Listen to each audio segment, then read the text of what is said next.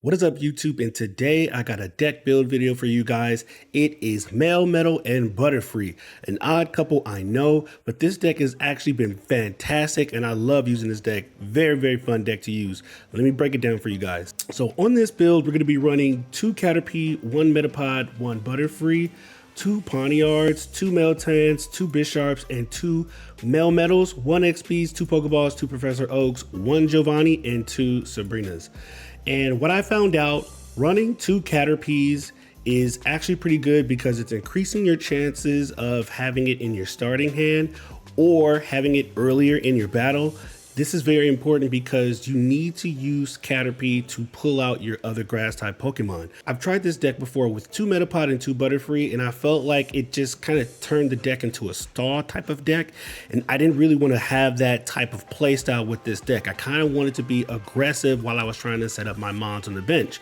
And so I decided to go 1 Metapod and 1 Butterfree, and what that's going to do is that's going to increase the likelihood for you to get your level 1 and your level 2 faster. So when you have double of Metapod and Butterfree as well as a Caterpie, it kind of makes it harder to pull the cards that you need since it's going to randomly pull a grass type Pokemon. But I want to have as little as grass as possible, but I don't want to just have one single Caterpie. I want to increase the likelihood of me seeing Caterpie in my starting hand, so I want to run it with 2, and having 1 Metapod and 1 Butterfree gives me other space in my deck to run other cards, and I decided to use Pawniard and Bisharp to kind of fill that void. The reason why I've been doing that is because I want to be able to be aggressive and have some damage going on to the opponent while I'm trying to set up my Butterfree.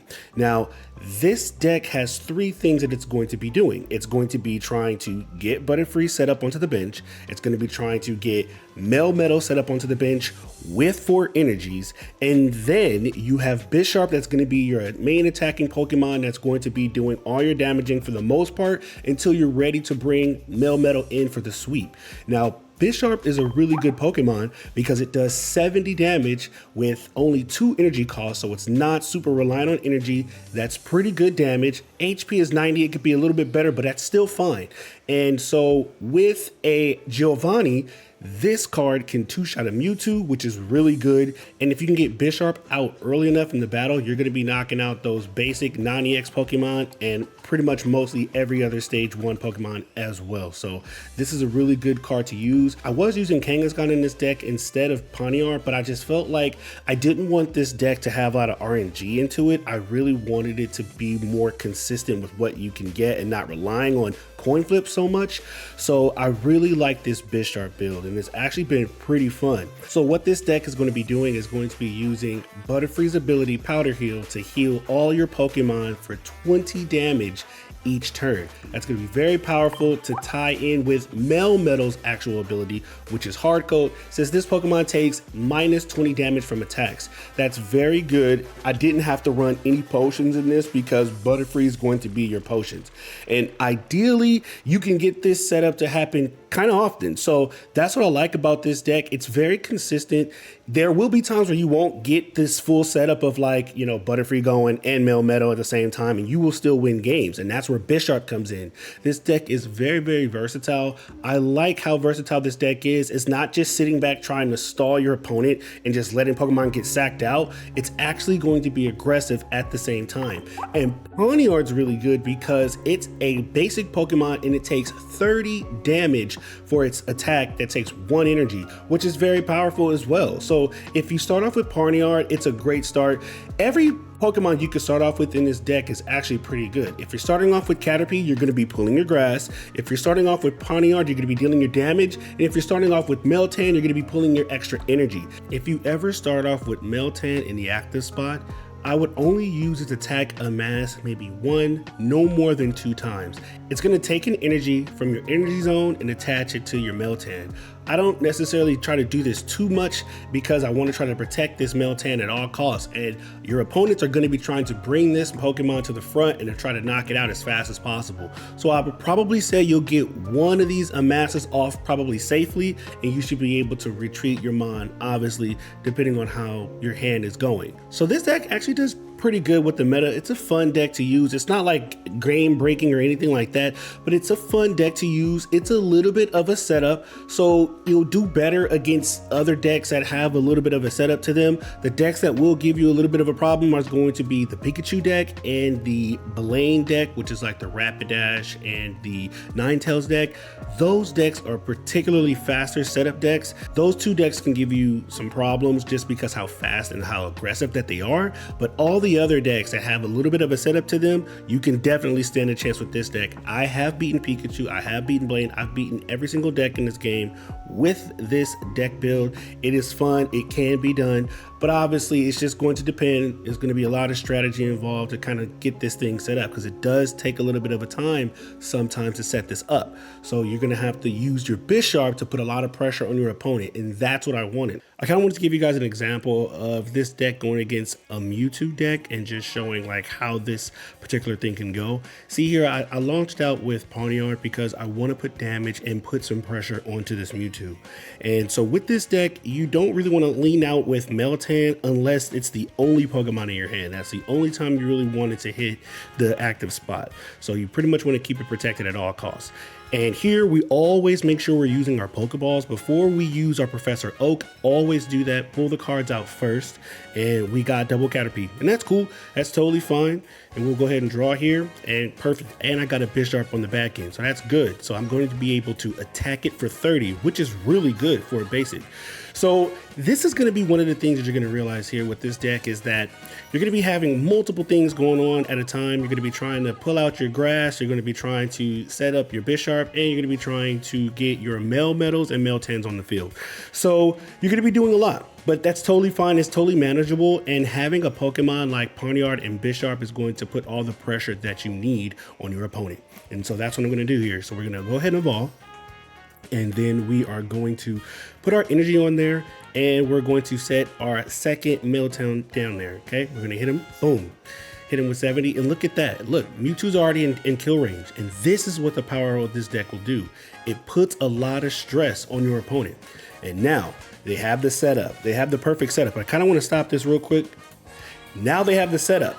This is the Mewtwo Kiss of Death, is once Gardevoir is on the field. And so right now, when you look at the board, if anybody just takes a look at this board right now, it looks like this duel is going to be over. Like, there's no way you're going to be able to win this. I don't have Meltans going. I don't have no energies on Meltans. And that's what the powerful thing is about this deck, man. Having Bisharp is so good, and I love doing that. So let's go ahead and continue to do this. And I had to switch in my Meltan here. So, you know, Mewtwo is going to do Mewtwo things, and they're going to be getting their double energy per turn. So they're going to put a lot of pressure on my deck. So it's one of those things, man. You're just going to have to live with it sometimes. Now, we're pulling good cards. We're pulling Metapod. That means we're almost there. We almost have our potions going to be going up. So that's going to be good that we're going to have Butterfree coming up soon, hopefully. So we're going to get Bisharp back in here. And so now, right now, I'm trying to decide on who should I kill? Should I kill this Mewtwo? Should I try to go back there and hit the other Mewtwo? But I decided to go ahead and take that Mewtwo out because I'm like, I need to put pressure on them now. I was going to try to hit the gold Mewtwo, but I figured that it's better to just go ahead and get this one knocked out. And now it's going to put pressure onto him. And so he may not have another Pokemon to put on the bench as well. So Sabrina that I have will put a lot of pressure onto him. So this is actually, we're in a pretty good state right now. And we still don't have any metal energy going on any of my Meltans. We did pull the Butterfree, so this is perfect. So now we got the Butterfree on there, so now we're going to be able to heal all of our Pokemon by 20 HP every turn. Very, very powerful.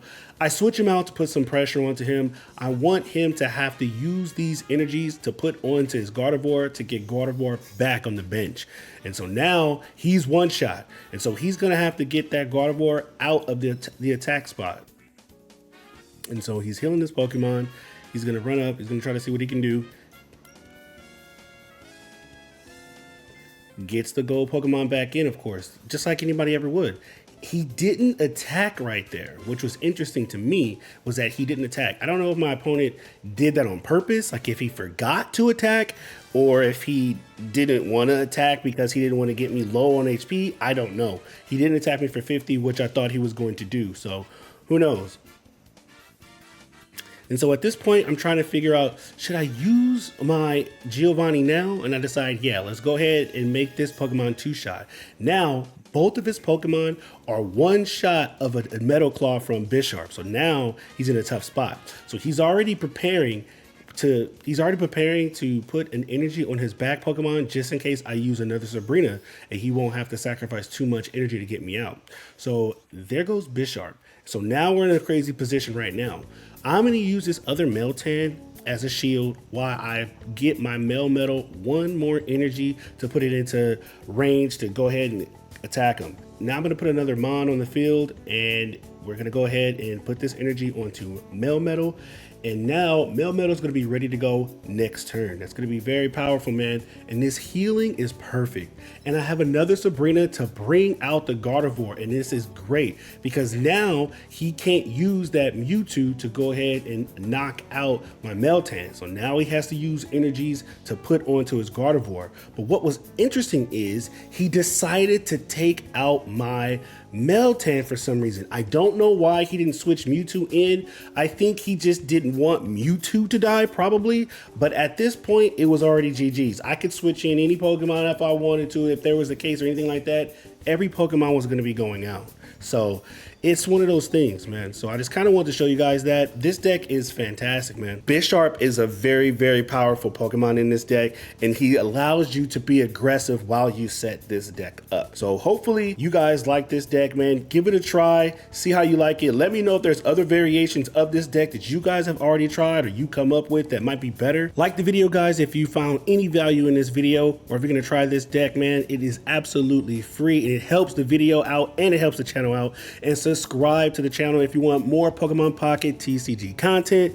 I'm gonna be out here, guys. I'm gonna be posting a bunch of content. I got another deck coming for you guys very soon, so let me know in the comments, man, if there are any other decks or any other Pokemon you want me to try to build something crazy with, and I'll catch you guys in the next one.